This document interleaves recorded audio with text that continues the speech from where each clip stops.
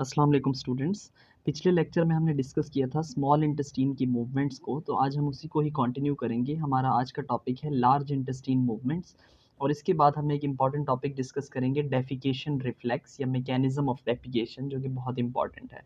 तो चलिए शुरू करते हैं कि जब काइम जो है वो स्मॉल इंटेस्टीन से यानी कि ड्यूडेनम, जियोजेनम और आइलियम से पास होता हुआ जब यहाँ पर आता है, ये है हमारे पास आइलियम का एंड है और ये आइलियोसीकल स्फिंक्टर है। तो जब यहाँ से फीकल कंटेंट पास होता है इनटू द लार्ज इंटेस्टीन, तो लार्ज इंटेस्टीन में ये पार्ट क्या है हमारे पास, असेंडिंग कोलॉन, ये है हमारे पास ट्रांसवर्स कोलॉन, ये है डिसेंडिंग, और फिर सिग्मॉइड कोलॉन, रेक्टम और एनल कैनाल। फिर ये जो आपको पिंक कलर की एक लाइन दिख रही है, ये है हमारे पास इंटरनल एनल स्फिंक्टर, जो कि क्या होता है, इनवॉलेंट्री कंट्रोल। ह्यूमन के कंट्रोल में ये हमारे पास अपने बस में नहीं होता इसको कंट्रोल करना। और ये जो है हमारे पास, ये जो आपको 3 लाइंस दिख रही हैं, ये जो है वो मैंने बनाया है एक्सटर्नल एनल स्फिंक्टर, जो कि वॉलेंट्री कंट्रोल में आ जाता है। अब अगर यहाँ से हम देखें तो आइलियम से जब फीकल कंटेंट पास होता है इस स्फिंक्टर से, आइलियोसीकल स्फिंक्टर से, और ये आ जाता है असेंडिंग कोलॉन के अंदर, सीकम के बाद असेंडिंग कोलॉन, तो यहाँ पर जो है वो एक इम्पॉर्टेंट मूवमेंट होती है जिसको हम कहते हैं सेगमेंटेशन या हाउस्ट्रेशन।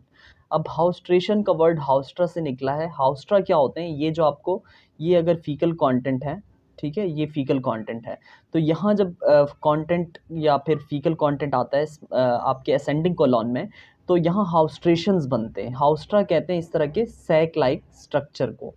तो जब इस सैक लाइक स्ट्रक्चर के अंदर यहाँ भी फीकल कंटेंट पड़ा हुआ है, यहाँ भी फीकल कंटेंट पड़ा हुआ है, तो यहाँ जो है वो एक कंस्ट्रक्टिव मूवमेंट्स होती हैं इस तरह से, तो ये एक सैक लाइक स्ट्रक्चर्स बन जाते हैं। इस मूवमेंट को हम कहते हैं हाउस्ट्रा या हाउस्ट्रेशन मूवमेंट्स, ऑल्सो कॉल्ड सेगमेंटेशन। तो इसका नाम होता है हाउस्ट्रेशन, ठीक है। तो ये है हाउस्ट्रेशन। इसका फ़ायदा क्या होता है इस मूवमेंट का, कि जो हमारे पास फीकल कंटेंट इस लार्ज इंटेस्टीन के अंदर है, यहाँ इतनी ज़्यादा स्ट्रॉन्ग मूवमेंट से नहीं होती। बस इनका फ़ायदा ये होता है कि यहाँ जो फीकल कंटेंट है उसमें से मज़ीद मिक्सिंग होती है फूड की यहाँ पर, और उसमें से जो है वो इलेक्ट्रोलाइट सारे रीएब्जॉर्ब हो जाते हैं। इलेक्ट्रोलाइट्स और उसके साथ साथ वाटर जो है वो प्रॉक्सिमल कॉलॉन के अंदर वाटर और इलेक्ट्रोलाइट्स फिर रीअब्जॉर्ब हो जाते हैं due to formation of these haustra. Haustra means sac like structure, ये जो इस तरह से बने में। तो ये एक मूवमेंट हो गई लार्ज इंटेस्टीन की, जो कि प्रॉक्सिमल कॉलॉन के अंदर हो रही है। फिर क्या होता है कि जो फीकल कंटेंट, अब ज़्यादा वाटर कंटेंट जो है वो यहाँ पर रीअब्जॉर्ब हो गया। अब जो यहाँ से फीकल कंटेंट पास होगा ट्रांसफर्स कॉलॉन, और फिर वहाँ से जो है वो डिसेंडिंग कॉलॉन में, तो उसमें वाटर कंटेंट कम होगा, यानी कि वो जो है वो सेमी सॉलिड कंटेंट होगा। उसमें से वाटर जब एब्जॉर्ब हो जाएगा तो faeces Aahista Aahista semi solid और फिर सॉलिड बनना शुरू हो जाते हैं। तो यहाँ पर अगर देखें तो ये अगर फीकल कंटेंट है, जैसे ही ये फीकल कंटेंट जब यहाँ से पास होता है ट्रांसफर्स कॉलॉन, तो यहाँ एक और मूवमेंट हमारे पास होती है जो है जिसको हम कहते हैं मास मूवमेंट्स। ये जो मास मूवमेंट होती हैं ये बहुत ही स्ट्रॉन्ग कंट्रैक्टिव मूवमेंट्स होती हैं, बेसिकली प्रोपल्सिव मूवमेंट्स होती हैं, और इनका नंबर ये होता है कि होती बहुत थोड़ी हैं, मतलब दिन में सिर्फ 1 से 3 बार होती हैं।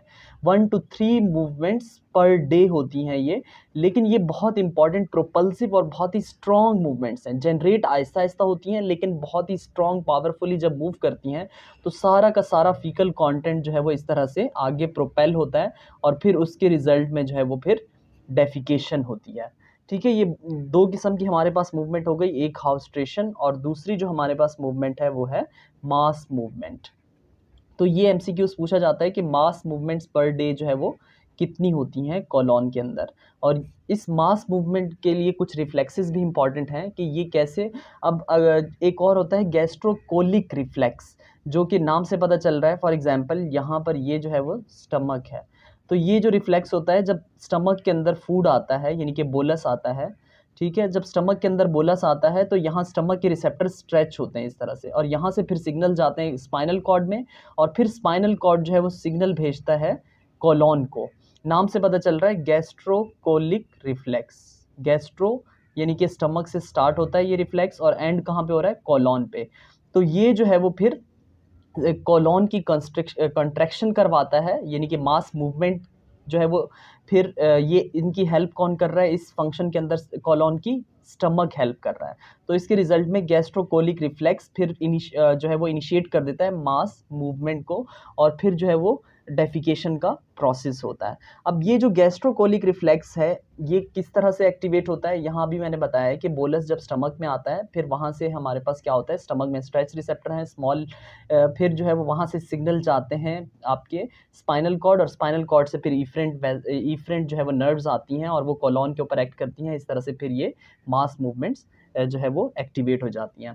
अब यहाँ पर हमें पता है कि पैरासिम्पैथेटिक सिस्टम जो है स्टिमुलेटरी है या एक्साइटेटरी है, तो vagus nerve basically help out कर रही होती है फॉर दिस गैस्ट्रोकोलिक रिफ्लेक्स, यानी कि 10th क्रेनियल नर्व। तो ये दो किस्म की मूवमेंट हो गई हैं large intestine. Number 1 is haustration and number 2 is mass movements. इसमें से जो असल डेफिकेशन के लिए इंपॉर्टेंट है वो है मास मूवमेंट्स। दिन में सिर्फ 1 से 3 बार होती हैं ये मूवमेंट्स, जबकि हाउस्ट्रेशन जो है वो एवरी 30 मिनट ये मूवमेंट होती है, ताकि मिक्सिंग ऑफ फूड हो, इलेक्ट्रोलाइट्स और वाटर रीएब्जॉर्ब हो जाए। जबकि ये जो है वो for defecation mass movements are very important. तो इसके बाद हमारे पास नेक्स्ट जो इंपॉर्टेंट चीज़ आती है वो है डेफिकेशन रिफ्लेक्स या मैकेनिज्म ऑफ डेफिकेशन।